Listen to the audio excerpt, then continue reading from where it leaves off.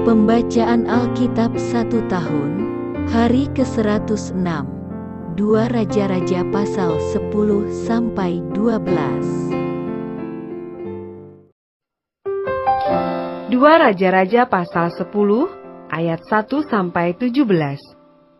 Yehu memunahkan keluarga Ahab. Ahab mempunyai 70 orang anak laki-laki di Samaria. Yehu menulis surat dan mengirimnya ke Samaria kepada pembesar kota itu, kepada para tua-tua dan kepada para pengasuh anak-anak Ahab, bunyinya, "Sekarang segera sesudah surat ini sampai kepadamu, kamu yang mempunyai anak-anak tuanmu di bawah pengawasanmu, lagi pula mempunyai kereta dan kuda dan kota yang berkubu serta senjata, maka pilihlah seorang yang terbaik dan yang paling tepat dari antara anak-anak tuanmu, lalu dudukanlah dia di atas tahta ayahnya, kemudian berperanglah membela keluarga tuanmu." Tetapi mereka sangat takut dan berkata, "Sedangkan kedua raja itu tidak dapat bertahan menghadapinya, bagaimana mungkin kita ini dapat bertahan?"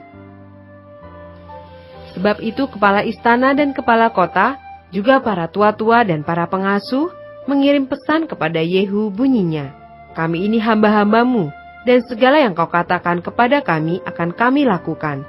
Kami tidak hendak mengangkat seseorang menjadi raja. Lakukanlah apa yang baik menurut pemandanganmu." Kemudian Yehu menulis surat untuk kedua kalinya kepada mereka. Bunyinya, "Jika kamu memihak kepadaku dan mau menurut perkataanku, ambillah kepala anak-anak tuanmu dan datanglah kepadaku besok kira-kira waktu ini ke Yisrael." Adapun ke-70 anak raja itu tinggal bersama-sama orang-orang besar di kota itu yang mendidik mereka.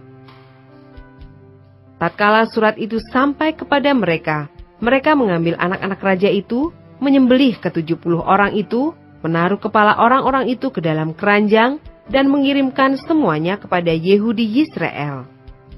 Ketika suruhan datang memberitahukan kepadanya, telah dibawa orang kepala anak-anak raja itu, berkatalah Yehu, "Susunlah semuanya menjadi 2 timbunan di depan pintu gerbang sampai pagi." Pada paginya keluarlah Yehu, berdirilah ia, lalu berkata kepada segenap orang banyak, "Kamu ini tidak bersalah. Memang akulah yang telah mengadakan persepakatan melawan tuanku dan telah membunuh dia. Tetapi semua orang ini siapakah yang membunuh mereka? Ketahuilah sekarang bahwa firman Tuhan yang telah diucapkan Tuhan tentang keluarga Ahab tidak ada yang tidak dipenuhi. Tuhan telah melakukan apa yang difirmankannya dengan perantaraan Elia hambanya." Lalu Yehu membunuh semua orang yang masih tinggal dari keluarga Ahab yang di Yisrael, juga semua orang besarnya, orang-orang kepercayaannya, dan imam-imamnya. Tidak ada padanya seorang pun yang ditinggalkan Yehu hidup. Kemudian bangkitlah Yehu pergi ke Samaria. Di jalan dekat Bet-Eket, perkampungan para gembala, bertemulah ia dengan sanak saudara Ahasia, Raja Yehuda. Lalu ia bertanya, "Siapakah kamu ini?" Jawab mereka, "Kami adalah sanak saudara Ahasia, dan kami datang untuk memberi salam kepada anak-anak raja dan anak-anak ibu suri." Berkatalah Yehu, "Tangkaplah mereka hidup-hidup." Lalu ditangkaplah mereka hidup-hidup dan disembelih dekat perigi Bet-Eket, 42 orang, dan tidak ada seorang pun ditinggalkannya hidup daripada mereka. Setelah pergi dari sana, bertemulah ia dengan Yonadab bin Rekab, yang datang menyongsong dia. Ia memberi salam kepadanya serta berkata, "Apakah hatimu jujur kepadaku seperti hatiku terhadap engkau?" Jawab Yonadab, "Ya." "Jika ya, berilah tanganmu." Maka diberinyalah tangannya. Lalu Yehu mengajak dia naik ke sampingnya ke dalam kereta. Berkatalah Yehu, "Marilah bersama-sama aku, supaya engkau melihat bagaimana giatku untuk Tuhan." Demikianlah Yehu membawa dia dalam keretanya. Setelah Yehu sampai di Samaria, maka ia membunuh semua orang yang masih tinggal dari keluarga Ahab di Samaria. Ia memunahkannya sesuai dengan firman yang diucapkan Tuhan kepada Elia.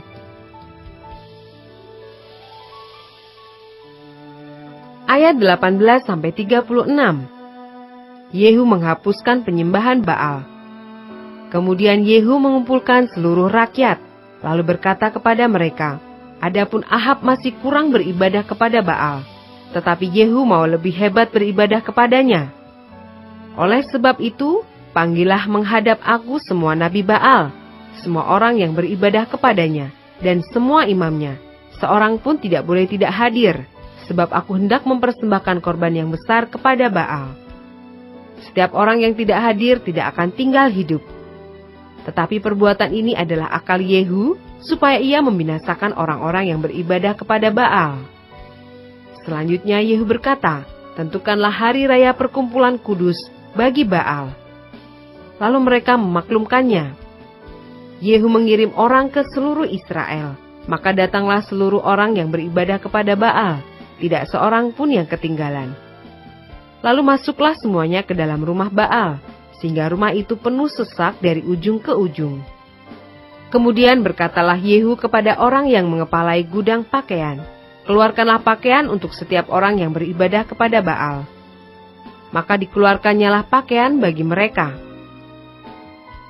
Sesudah itu masuklah Yehu dan Yonadab bin Rekab ke dalam rumah Baal.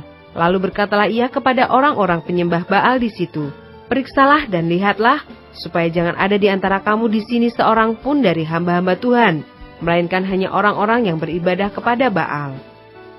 Lalu masuklah mereka untuk mempersembahkan korban sembelihan dan korban bakaran.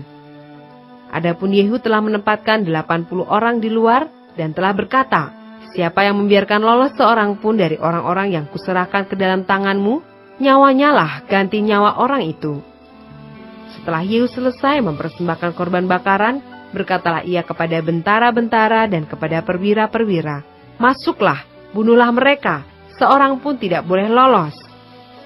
Maka dibunuhlah mereka dengan mata pedang, lalu mayatnya dibuang. Kemudian masuklah bentara-bentara dan perwira-perwira itu ke gedung rumah Baal. Mereka mengeluarkan tiang berhala rumah Baal itu, lalu dibakar. Mereka merobohkan tugu berhala Baal itu, merobohkan juga rumah Baal, dan membuatnya menjadi jamban. Begitulah sampai hari ini. Demikianlah Yehu memunahkan Baal dari Israel.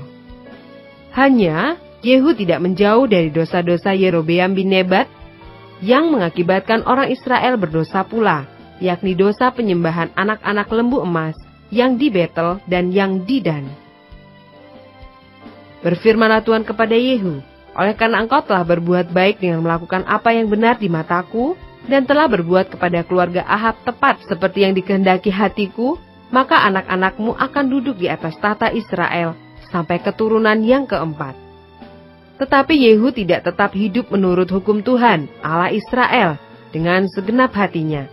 Ia tidak menjauh dari dosa-dosa Yerobeam, yang mengakibatkan orang Israel berdosa pula. Pada zaman itu mulailah Tuhan menggunting daerah Israel, sebab Hazael mengalahkan mereka di seluruh daerah Israel, di sebelah timur sungai Yordan, dengan merebut seluruh tanah Gilead, tanah orang Gad, orang Ruben dan orang Manasye, mulai dari Aroer yang di tepi sungai Arnon, baik Gilead maupun Basan. Selebihnya dari riwayat Yehu, dan segala yang dilakukannya dan segala kepahlawanannya, bukankah semuanya itu tertulis dalam kitab sejarah Raja-Raja Israel? Kemudian Yehu mendapat perhentian bersama-sama dengan nenek moyangnya, dan ia dikuburkan di Samaria. Maka Yoahaz anaknya menjadi raja menggantikan dia.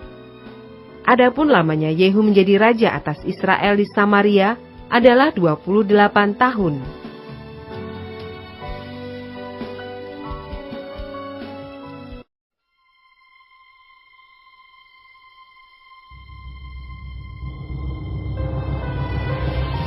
Dua Raja-Raja pasal 11 ayat 1-20. Atalia dibunuh dan Yoas menjadi raja. Ketika Atalia, ibu Ahazia, melihat bahwa anaknya sudah mati, maka bangkitlah ia membinasakan semua keturunan raja.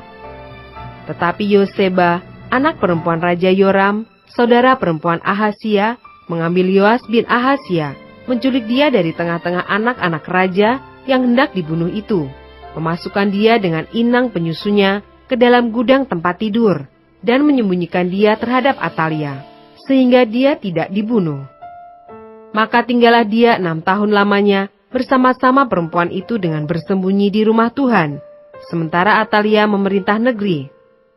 Dalam tahun yang ke-7, Yoyada mengundang para kepala pasukan 100 dari orang Kari dan dari pasukan bentara penunggu. Disuruhnyalah mereka datang kepadanya di rumah Tuhan, lalu diikatnya perjanjian dengan mereka dengan menyuruh mereka bersumpah di rumah Tuhan. Kemudian diperlihatkannyalah anak raja itu kepada mereka. Sesudah itu ia memerintahkan kepada mereka, inilah yang harus kamu lakukan. Sepertiga dari kamu, yakni yang selesai bertugas pada hari Sabat di sini, tetapi mengawal di istana raja.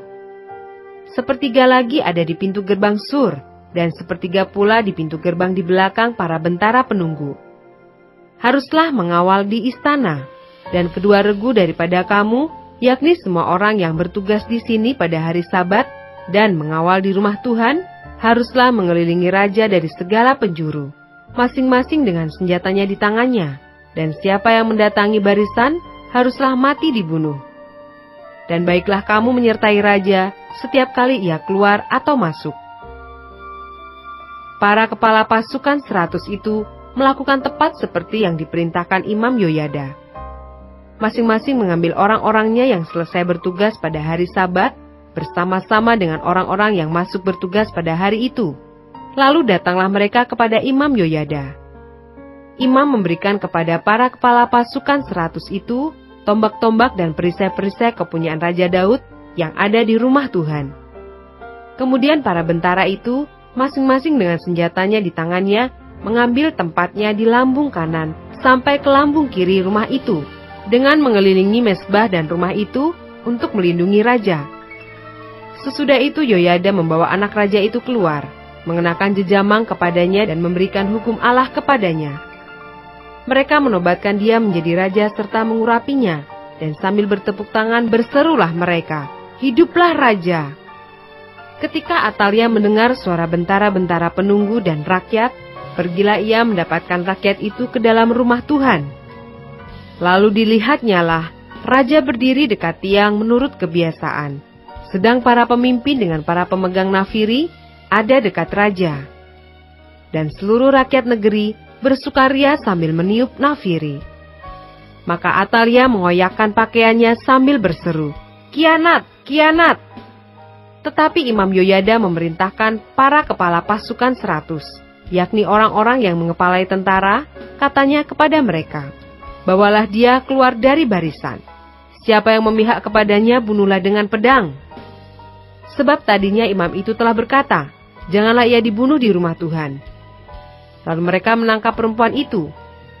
Pada waktu ia masuk ke istana raja, dengan melalui pintu bagi kuda, dibunuhlah dia di situ.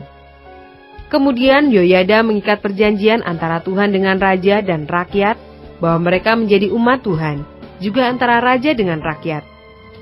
Sesudah itu masuklah seluruh rakyat negeri ke rumah Baal, lalu merobohkannya. Mereka memecahkan sama sekali mezbah-mezbahnya dan patung-patung, dan membunuh Matan imam Baal di depan mezbah-mezbah itu. Kemudian Imam Yoyada mengangkat penjaga-penjaga untuk rumah Tuhan. Sesudah itu ia mengajak para kepala pasukan 100, orang-orang Kari dan para bentara penunggu, dan seluruh rakyat negeri, lalu mereka membawa raja turun dari rumah Tuhan. Mereka masuk ke istana raja melalui pintu gerbang para bentara. Kemudian duduklah raja di atas tahta kerajaan. Bersukarialah seluruh rakyat negeri, dan amanlah kota itu, setelah Atalia mati dibunuh dengan pedang di istana raja.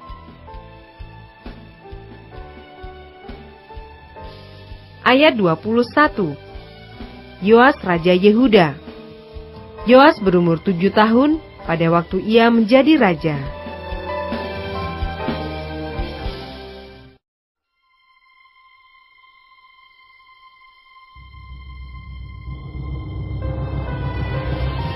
Dua Raja-Raja pasal 12 ayat 1-21. Dalam tahun ke-7 zaman Yehu, Yoas menjadi raja, dan 40 tahun lamanya ia memerintah di Yerusalem. Nama ibunya ialah Zibia dari Bersheba. Yoas melakukan apa yang benar di mata Tuhan seumur hidupnya, selama Imam Yoyada mengajar dia. Namun demikian, bukit-bukit pengorbanan tidaklah dijauhkan. Bangsa itu masih mempersembahkan dan membakar korban di bukit-bukit itu. Berkatalah Yoas kepada para imam, segala uang yang dibawa ke dalam rumah Tuhan sebagai persembahan kudus, yakni uang masuk untuk pencatatan jiwa, uang tebusan jiwa menurut penilaian yang berlaku untuk seseorang, dan segala uang yang dibawa ke dalam rumah Tuhan karena dorongan hati seseorang, baiklah para imam sendiri menerimanya, masing-masing dari kenalannya, dan memakainya untuk memperbaiki yang rusak pada rumah itu, di mana saja terdapat kerusakan. Tetapi dalam tahun ke-23 zaman Raja Yoas, para imam belum juga memperbaiki kerusakan rumah itu. Sebab itu Raja Yoas memanggil Imam Yoyada dan imam-imam lain, serta berkata kepada mereka, "Mengapa kamu tidak perbaiki kerusakan rumah itu? Maka sekarang tidak boleh lagi kamu menerima uang dari kenalan-kenalanmu, tetapi serahkanlah itu untuk memperbaiki kerusakan rumah itu." Lalu setujulah para imam itu untuk tidak menerima uang dari rakyat, tetapi mereka pun tidak usah lagi memperbaiki kerusakan rumah itu. Kemudian Imam Yoyada mengambil sebuah peti, membuat lubang pada tutupnya dan menaruhnya di samping mezbah, di sebelah kanan, apabila orang masuk ke rumah Tuhan. Para imam penjaga pintu menaruh ke dalamnya segala uang yang dibawa orang ke dalam rumah Tuhan. Dan apabila dilihat mereka bahwa sudah banyak uang dalam peti itu, maka datanglah panitera raja beserta imam besar, lalu membungkus dan menghitung uang yang terdapat dalam rumah Tuhan itu. Mereka menyerahkan jumlah uang yang ditentukan ke tangan para pekerja yang diangkat mengawasi rumah Tuhan, dan mereka ini membayarkannya kepada tukang-tukang kayu, kepada tukang-tukang bangunan yang mengerjakan rumah Tuhan itu, kepada tukang-tukang tembok, dan kepada tukang-tukang pemahat batu. Mereka memakainya juga bagi pembelian kayu dan batu pahat untuk memperbaiki rumah Tuhan, dan bagi segala pengeluaran untuk memperbaiki rumah itu. Tetapi untuk rumah Tuhan tidaklah dibuat pasu perak, pisau, bokor penyiraman, nafiri, atau sesuatu perkakas emas dan perak dari uang yang telah dibawa ke dalam rumah Tuhan itu. Melainkan mereka menyerahkannya kepada para pekerja, supaya dipakai memperbaiki rumah Tuhan. Mereka kemudian tidak mengadakan perhitungan dengan orang-orang yang diserai uang itu untuk memberikannya kepada tukang-tukang, sebab mereka bekerja dengan jujur. Tetapi uang korban penebus salah dan uang korban penghapus dosa tidaklah dibawa ke dalam rumah Tuhan. Semuanya itu adalah bagian para imam. Pada waktu itu, majulah Hazael Raja Aram, diperanginyalah Gad dan direbutnya. Kemudian Hazael berniat menyerang Yerusalem. Tetapi Yoas, Raja Yehuda, mengambil segala persembahan kudus yang telah dikuduskan oleh para leluhurnya, yakni Yosafat, Yoram, dan Ahasia, raja-raja Yehuda, dan persembahan-persembahan kudusnya sendiri, juga segala emas yang terdapat dalam perbendaharaan rumah Tuhan dan istana raja. Dikirimkannyalah semuanya itu kepada Hazael, Raja Aram, maka tidak jadi lagi Hazael menyerang Yerusalem. Selebihnya dari riwayat Yoas dan segala yang dilakukannya, bukankah semuanya itu tertulis dalam kitab sejarah raja-raja Yehuda? Pegawai-pegawainya bangkit mengadakan persepakatan, lalu membunuh Yoas di rumah Milo, yang letaknya di penurunan ke Sila. Yosakar anak Simeat dan Yosabat anak Somer ialah pegawai-pegawainya yang membunuh dia. Lalu ia dikuburkan di samping nenek moyangnya di kota Daud, maka Amasya anaknya menjadi raja menggantikan dia. Demikianlah pembacaan Alkitab 1 tahun di hari ke-106. Yang berbahagia ialah mereka yang mendengarkan firman Allah dan yang memeliharanya. Tuhan memberkati. Amin.